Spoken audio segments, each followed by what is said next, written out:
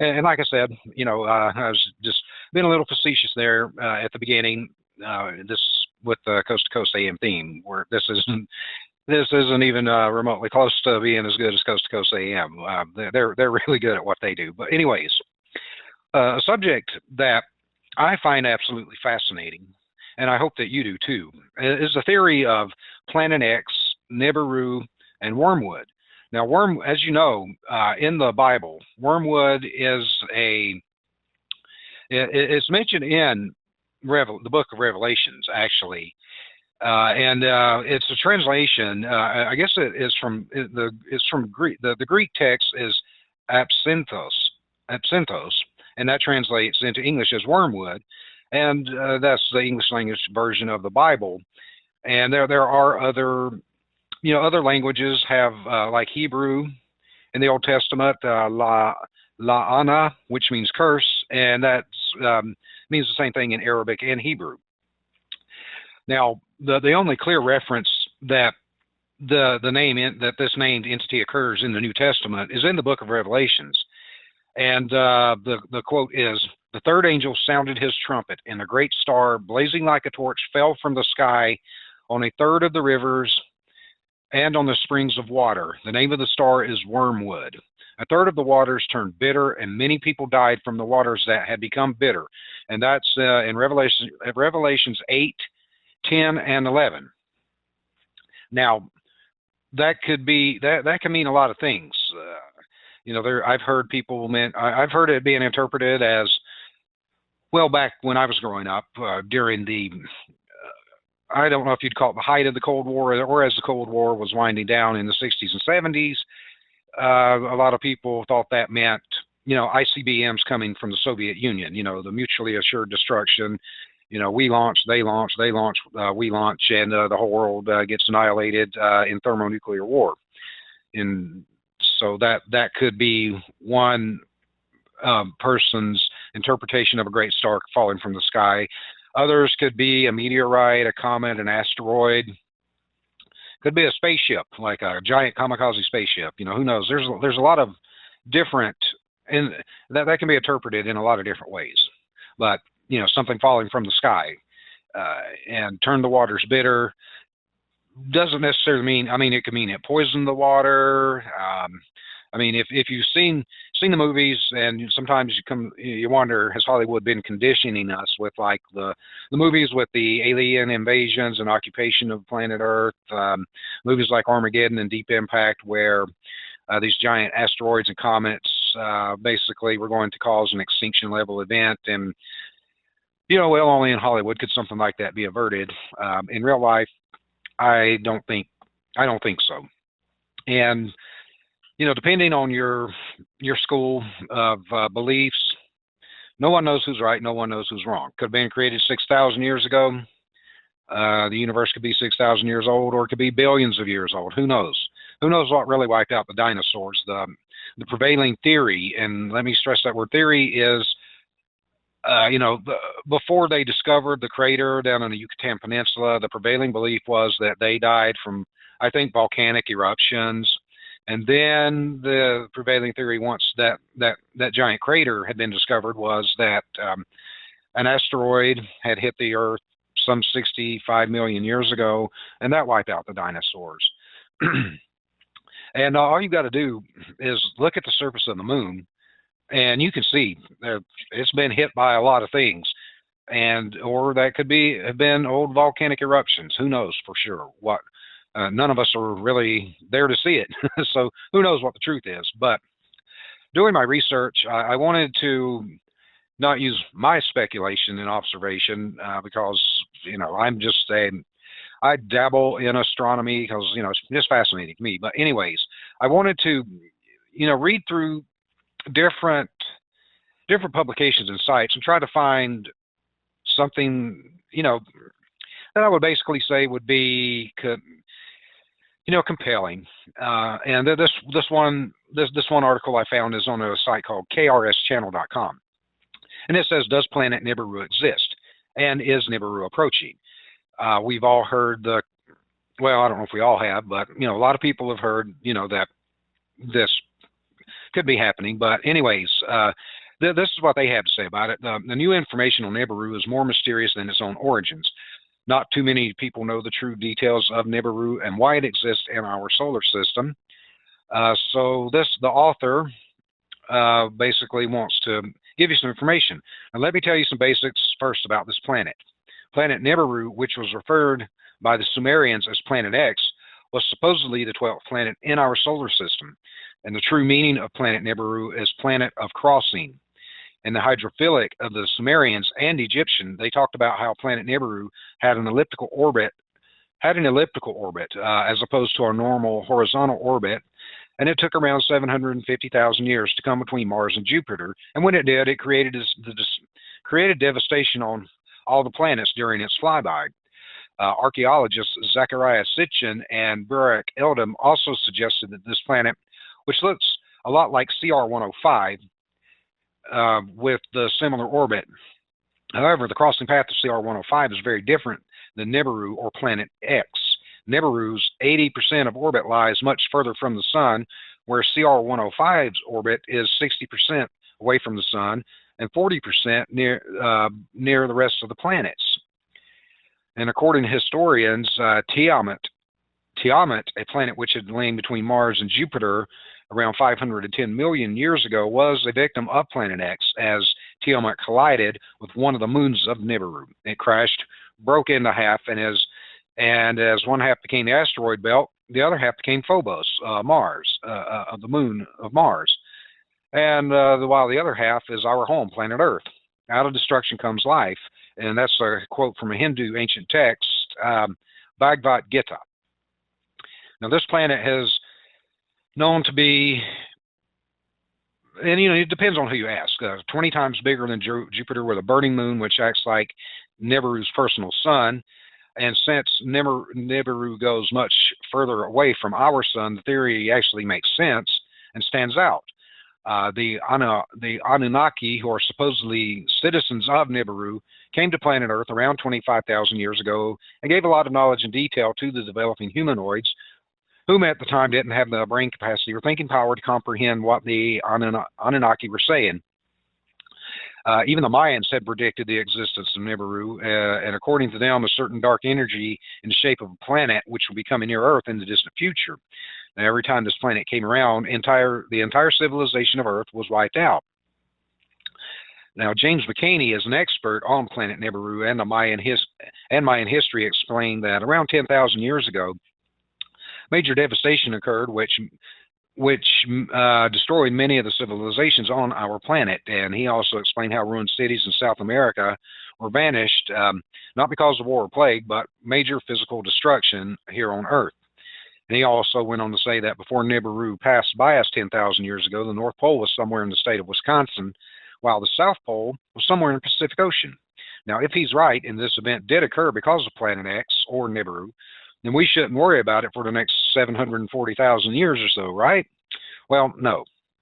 Even as Nibiru crossed its path from between Jupiter and Mars, it's now surging upwards to make its longest route around the Sun, and that's due to the fact that its elliptical orbit goes in a roundabout very close to the Sun on one end, while 80% of orbit is really far away from the Sun, and that is why the earthquake that happened in Japan and Chile and other places could be due to the fact that the magnetic pull from Nibiru is increasing as it nears our plane, and the pull from Nibiru will increase gravitational force of each planet in a rubber band type effect. And you're not going to find this on Wikipedia. But as far as the Mayan 2012 doomsday theory is concerned, well, it's 2015, so that didn't happen. Anyways, Nibiru will not be showing up this fast, because even though the earthquakes are happening and floods are taking place, like what happened in Japan a couple of years ago, it's still a good 10 years away, where the naked eye can detect it. With that being said, I saw some video footage of what appeared to be like two suns, and why I never saw this actually. I mean, well, it happened like, right at sun up, and well, most of the time I'm asleep at sun up because I work really late at night, so I got to rest. But that's one theory of that I mean, again, we don't know if this is true or not. I've listened to a lot of, I listened to Coast to Coast AM a lot.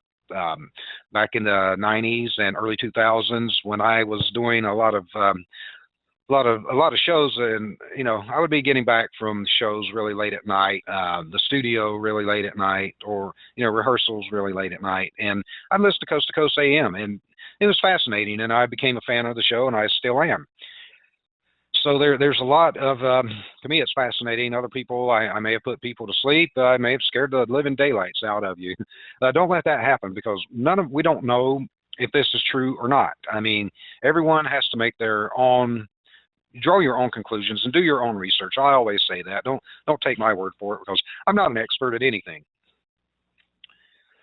But I do have some audio to kind of back up what I'm saying. And again, all of this information will be posted on our website, thewakeupmissionshow.com, and on our Facebook page, the Wake Up Mission Radio Show. So if you want to check these links out later, feel free to do so. Do your own research, draw your own conclusions. It could be true, and then again, it might not be. Who the hell knows?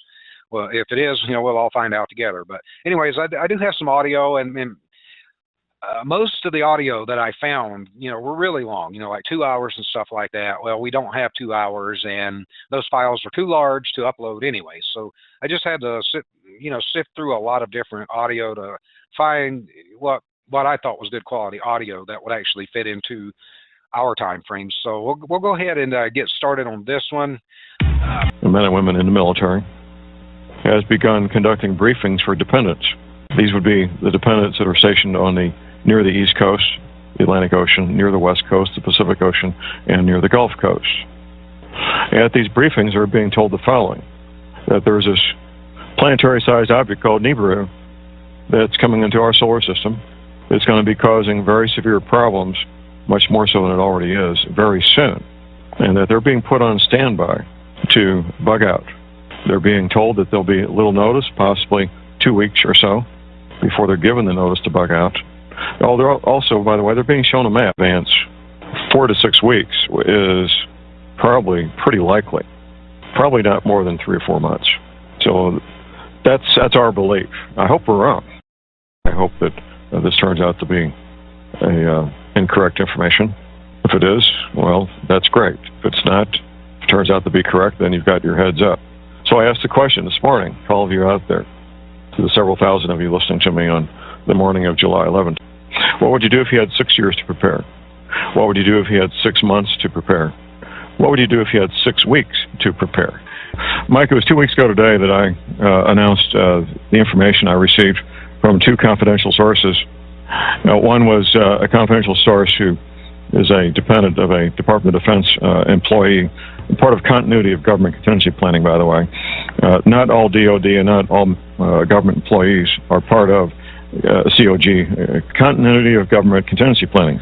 Anyway, at this briefing, which they had to sign a non-disclosure agreement before the briefing began, they were told that they were being put on standby for evacuation, that they may get as much as 2 weeks' notice, they may not. And they started telling these dependents about Nibiru, Planet X, and how this planetary-sized object was going to cause massive flooding on all coastal areas. And that was pretty much it for that source. The second source is in the Department of Homeland Security, and that source basically confirmed what the first source said without going any further on that. And then the following day, or the same day, I should say, you came up with your own sources, Mike, and why don't you tell us about those?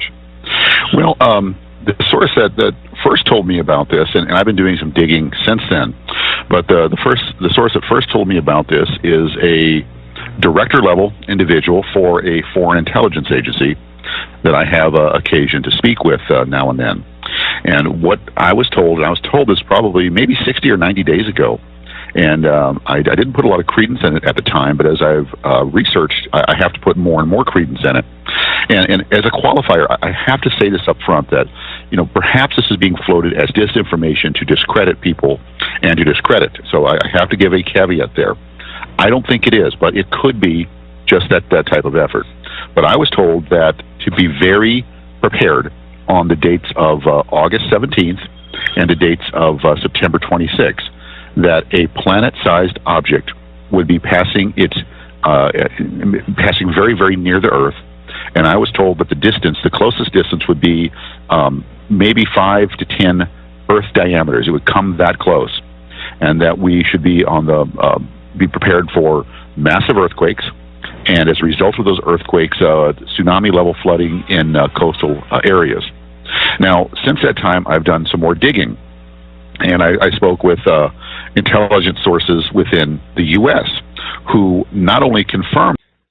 Now, I want to stop the audio to just clarify these dates. They didn't specify the year, and if it was this year or last year, well, it didn't happen, and this is all just speculation, but I did want to, I had put that in my notes also to make sure I clarified that. So we'll go ahead and let this continue. Well, it's not. Well, that ain't that a pain. Well, it won't let me advance the recording. I guess it doesn't have a pause. It's just stop, and then it resets. Well, anyways, during my research on this, I found this fascinating interview with this guy. He lived in Puerto Rico, and he claimed to have been abducted by aliens, and they had given him a pretty dire warning, and I thought this was really fascinating. So let's go ahead and get to this one. Now this one, it's a little longer, and I'm going to go ahead and let this play. I'm not going to stop it because, well, we just saw what happened. Once it stops, it stops. It doesn't pause.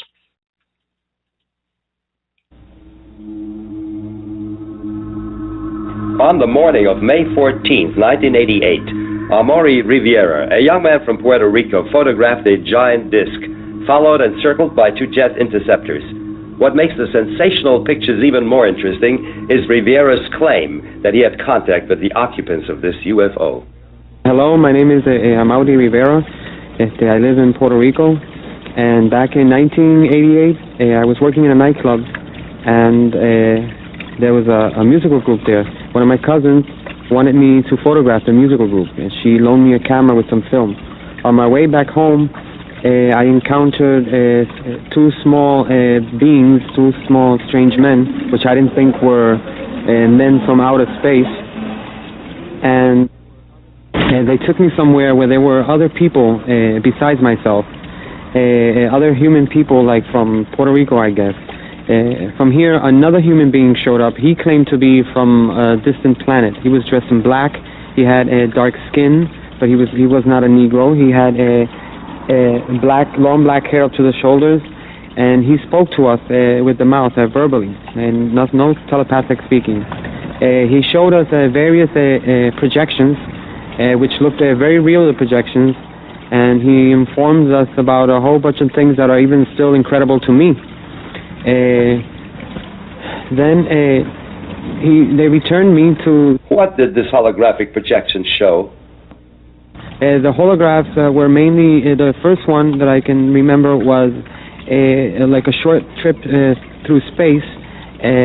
We saw where he came from, where he's said to be from. We saw his people, we saw the houses that they used.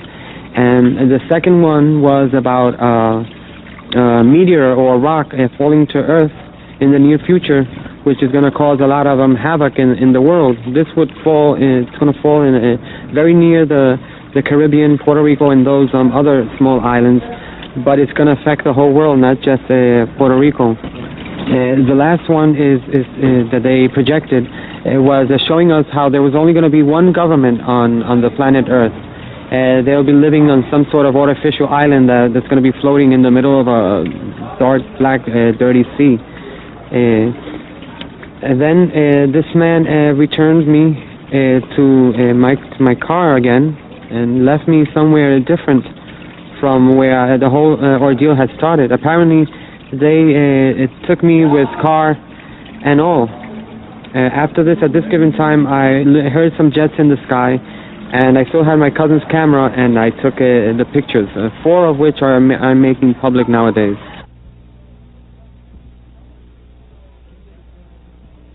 So the jets followed the UFO?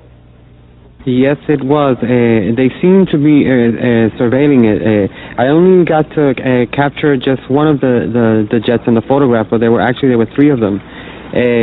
Or maybe I got in one of the photos one, and in the second or third I got one of the other ones, because they would go around it very far away, and while this one was closer, and turn, very far. And by the time this one was coming back, another one was turning over there. There was always one or the other close to the object, to the UFO. Jürgen Martin has carefully investigated this case.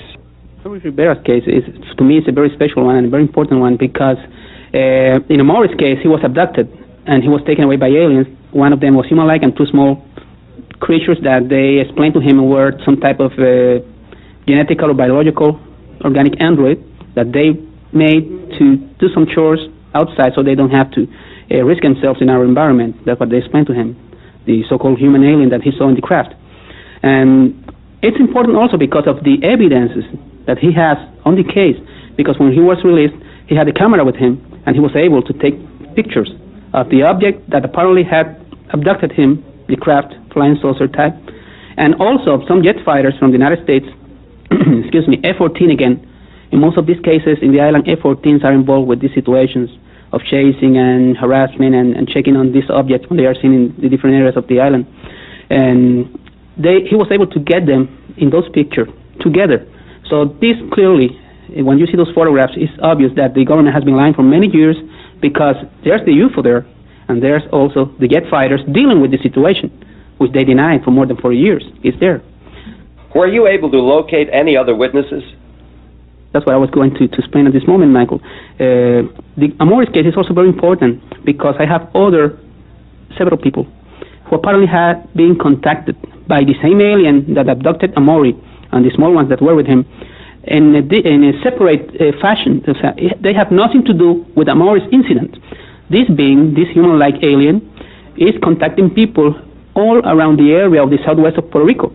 I had people from the town of Yauco who seem to have been contacted by this man. I have this fisherman, Andres Maldonado, who I got in contact with Amaury, because he told me several things Amaury had told no one before, only I knew them, about the name of the alien and all the details that he was using to check on the people who really may have been in contact with the same being the night he was abducted, because there were about 14 other people there in the craft that night. And when Maldonado told me all this information that he couldn't know because he was not involved with the Amaury's case, I got them together. And at this moment I have about 3 different people who seem to have been in contact with the same alien. So they are doing something, and they are getting in contact with more and more people and preparing people for something.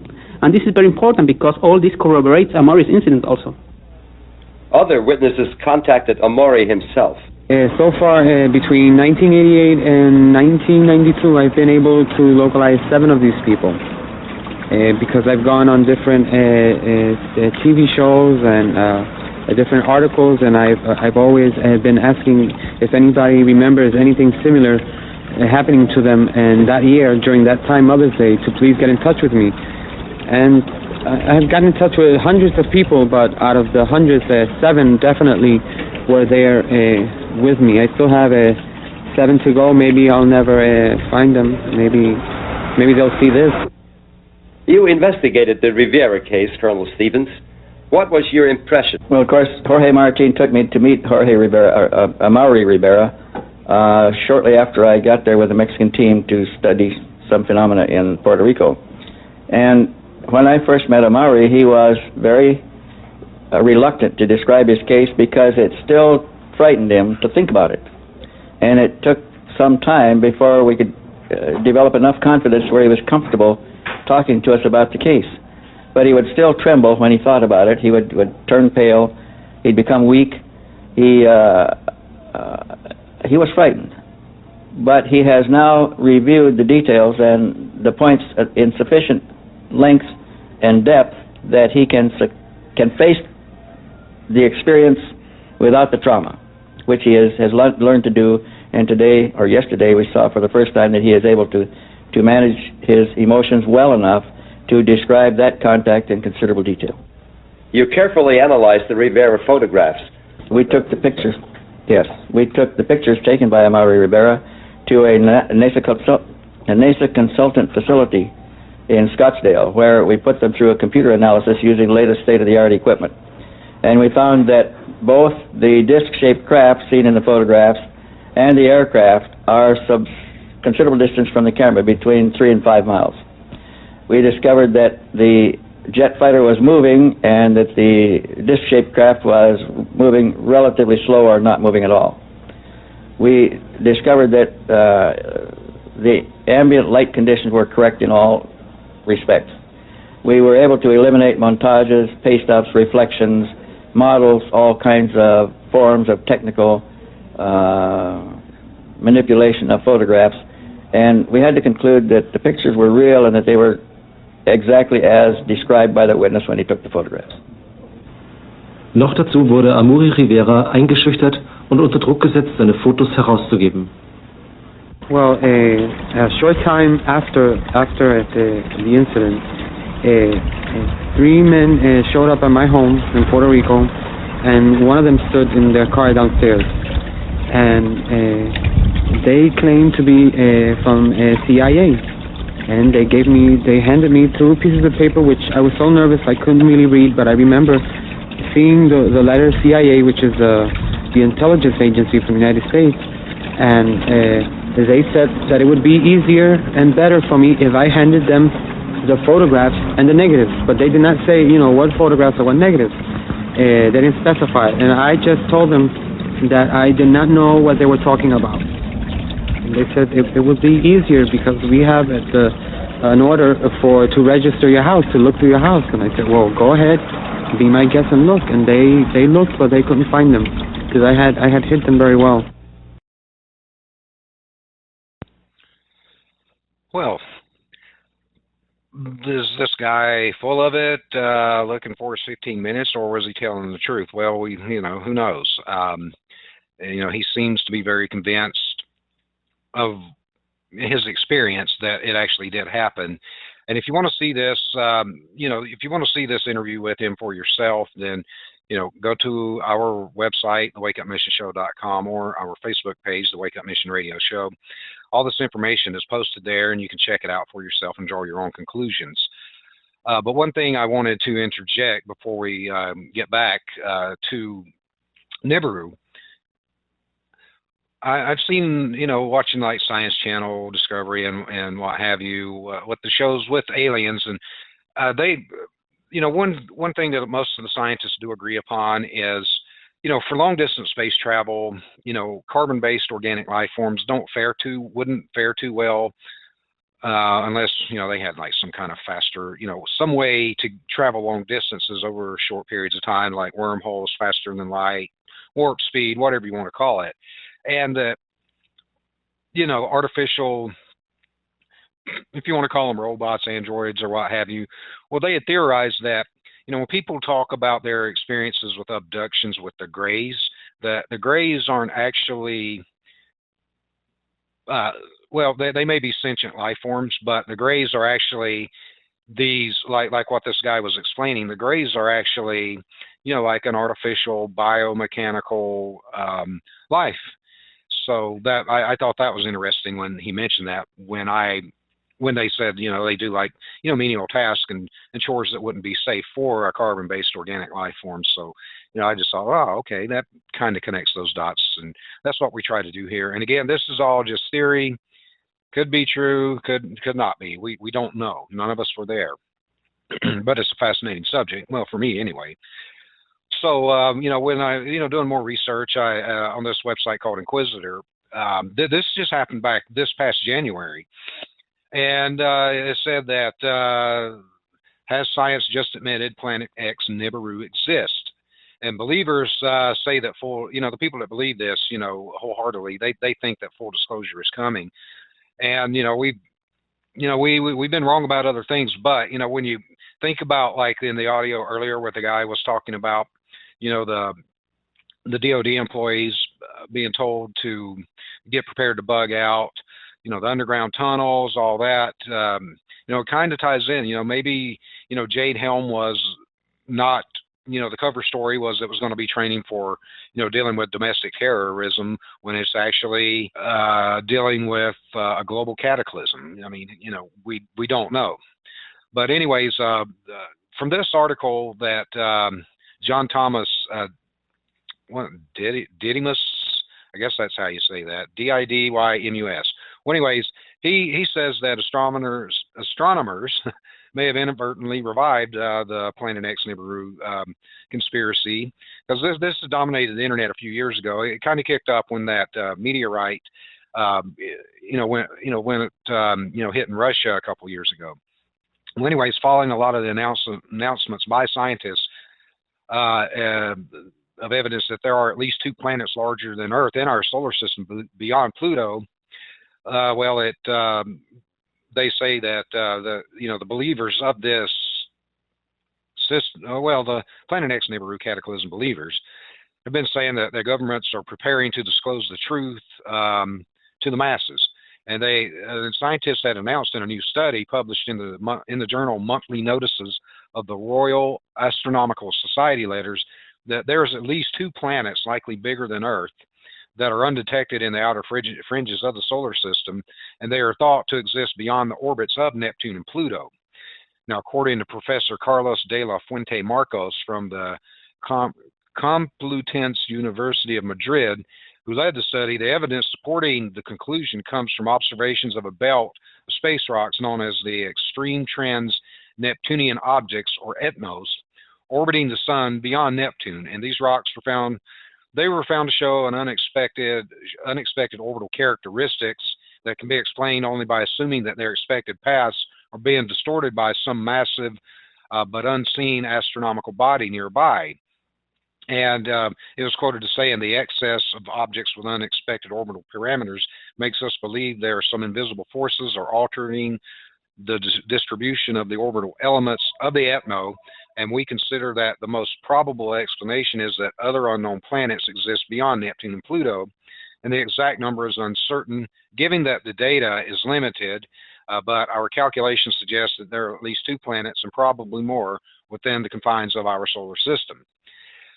Now, the term Planet X, it has its origin among astronomers in the period after the discovery of Neptune in 1846.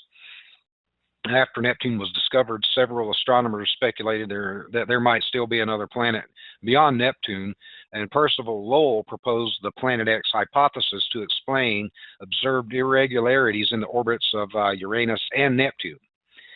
Now, at first, the astronomers thought they had found Planet X when Pluto was discovered in 1930 by Clyde Tombaugh, but they soon realized that Pluto was too small to explain the observed effects on Uranus and Neptune, because these 2 planets are gas giants. They're not as large as Jupiter or Saturn, but they're a lot bigger than Earth. They're huge planets.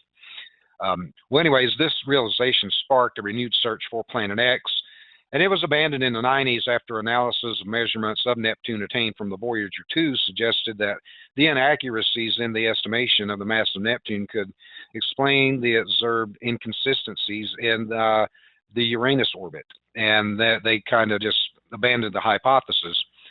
But the discovery of hundreds of so-called trans-Neptunian objects, or TNOs, and most of which were identified as part of the Kuiper belt, consisting mainly of icy bodies with orbits similar to Pluto's, and it led Pluto to being demoted from the status of a planet to a dwarf planet and a member of the Kuiper belt. Well, I've actually heard this lady on Coast to Coast AM, Nancy Leader, and she's a fascinating interview.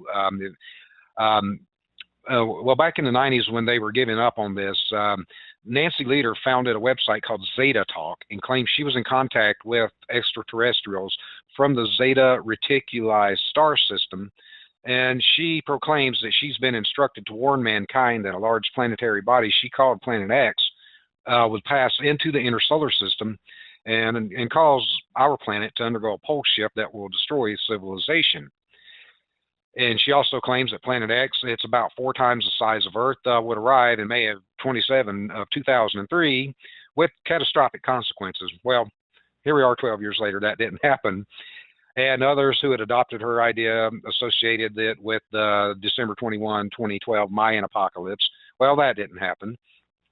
and they adopted the term Nibiru, and it's originally a technical term in ancient Babylonian astronomy, but derived from, it was basically derived from internet doomsday cults from the work of Soviet-born American writer Zecharia Sitchin, who claimed that civilization was originated by the Anunnaki, that race of people that they believe exists from planet Nibiru. Well, the identification of leaders Planet X seemed natural due to Sitchin's theory in his book, The 12th Planet, that ancient Babylonian lore indicates there is an undiscovered planet called Nibiru beyond Neptune, and the Anunnaki live there.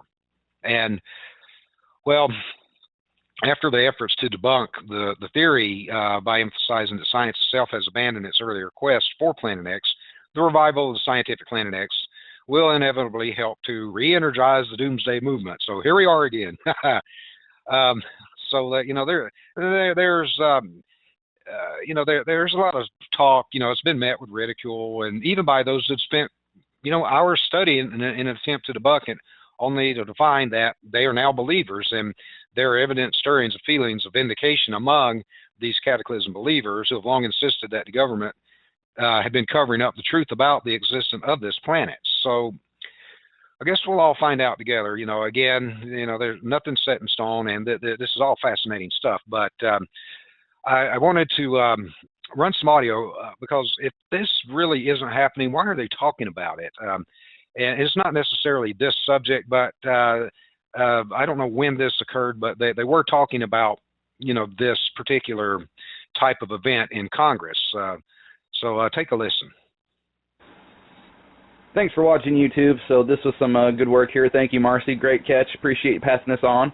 This is from Third Rock from the Sun TV show back in, I think this is 1996. This is the first season. Used to like this show, actually. Not too bad. Anyway, take a listen. And yet everyone on the planet gets all worked up about these pointless little behaviors, blissfully unaware of the great vaporizing meteor due in 2015. Which obviously doesn't exist because I'm kidding!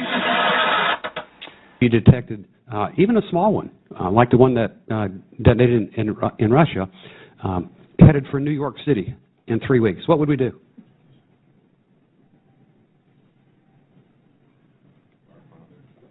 Bend over and what?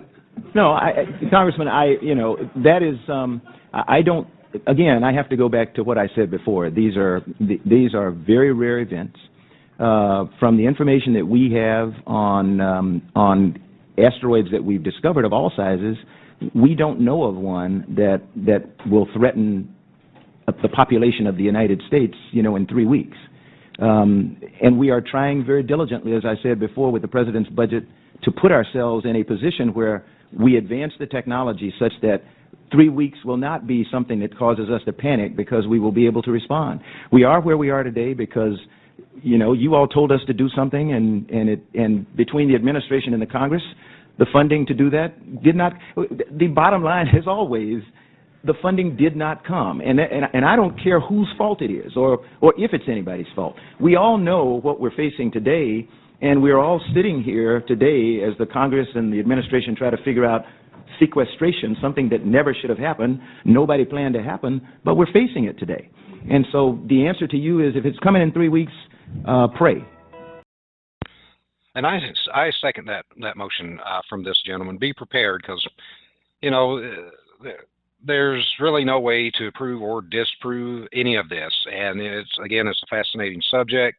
There are thousands of, well, I don't know, but thousands may be a stretch, but there's a lot of hours of audio of this on YouTube. And I've got one other clip. I'm not going to play the whole thing, and it was said that it was from a NASA whistleblower, and a lot of it was more visual than audio, because they were showing like some underground tunnels and structures that had been built. But he does have some fairly legitimate information. So we'll play a few minutes of this. The panic and the havoc seen in the Russian Urals last winter when a meteor the size of a house exploded in the skies, well, we could be set for a repeat. scientists say the huge rock might not have been flying solo as first thought, but rather as part of a group of asteroids which still pose a threat to Earth. RT's Lindsay France now joining me live to tell us more about this. Lindsay, good to see you. Oh gosh, let the panic begin. But before we get into what could be what some are already calling the buddies of this asteroid that came down earlier this year, can you remind us exactly what happened back in February? Yeah, that's right, Rory. Who can forget the asteroid on the 15th of February hit around 9:20 local time. An 11,000-ton rock, 18 meters wide, crashed into Chelyabinsk, of course, the mountains that separate Europe and Asia. We've got some sound of what the Russian dash camera, so widely used in this country, actually caught that very important morning, February 15th. Let's listen to what we've got.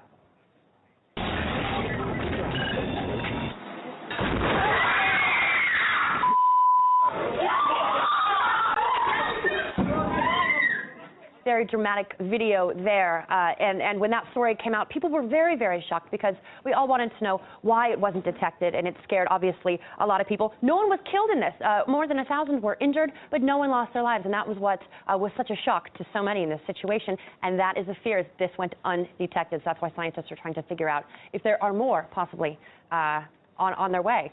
I mean, certainly, Lindsay, it was an early morning commute when this was going on. You were at work. I was here at work as well. Bloggers were going ballistic over this. And when you were just showing the footage there of windows exploding from buildings there, I suppose the sonic boom or whatever it is. I mean, this was a monster. It was huge. And it caused massive chaos and a fair amount of panic as well. The dash cam videos are just absolutely startling. But the news today, Lindsay, is apparently that monster rock may not have been alone. Exactly. Now, it is what scientists are calling sibling asteroids. And here's how it works. So, as I mentioned, the asteroid went undetected, obviously frightening everyone. And so what scientists did is they ran billions of simulations to find sibling asteroids that may have been on a similar orbital path to the one that hit in Chelyabinsk. Look at that. That's just astonishing. And what they found is nearly 20 different asteroids that are on the similar path. They span between 5 and 200 meters across, and they could one day follow their sibling to Earth if scientists, if they are actually following this asteroid on its similar path. Now, scientists do think it broke up, the large asteroid itself broke up about 40,000 years ago, creating all of these other rocks that are floating through space. But don't panic just yet, because scientists do also say that they haven't gotten a good 2-year chunk of time to monitor these asteroids. They've only gotten a very... And they just keep going on about that. Now, the research that I did about Nibiru and Wormwood were, these could, one thing that one of the main consensuses that I found was that it has a lot of, Nibiru or Wormwood has a lot of junk floating around with it. It's not coming by itself if it is.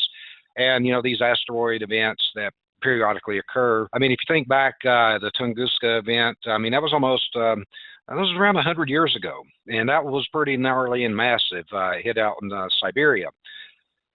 Well, 100 years in geologic and space-time, that's like a blink of an eye. But anyways, one of the theories of Wormwood is there is an entire solar system, which some people who believe in Nibiru has its own sun and other planets and moons coming with it. And that's going to pass through our solar system. And there could be a lot of disruption if this actually did happen. It could... Well, change the face of the solar system and could wipe out planet Earth. I mean, look at the asteroid belt and the Kuiper belt. Could that be evidence from earlier collisions with the Wormwood event or the Nibiru event? Was the asteroid belt actually a planet at one time? Was the Kuiper belt a full planet at one time? You have to think about all these things. And, like we were all up in arms about Jade Helm 15, that could have just been an exercise, like I mentioned earlier, in a cover story. Like Mars, there's theories that Mars has already been colonized. Could at one time Mars have had, civilization? I mean, just a few weeks ago, they, kind of came out and said that, well, we found water on Mars. Well, at one time, was Mars like Earth? Did civilization exist there? And since we're obviously, have been told that we're aiming to go back to Mars, could it be to recolonize Mars and figure out a way to do some type of terraforming to make it a habitable planet? Because it may Earth might be in the crosshairs.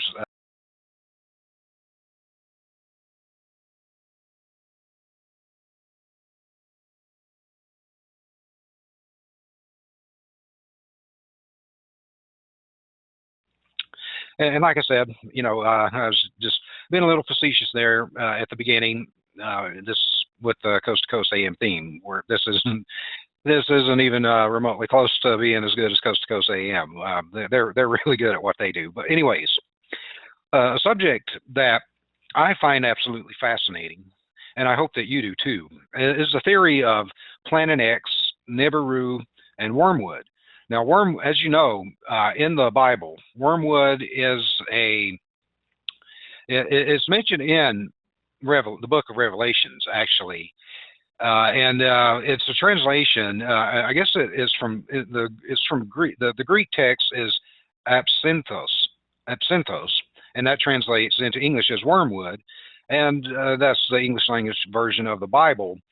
And there are other languages have like Hebrew in the Old Testament, la'ana, which means curse, and that means the same thing in Arabic and Hebrew.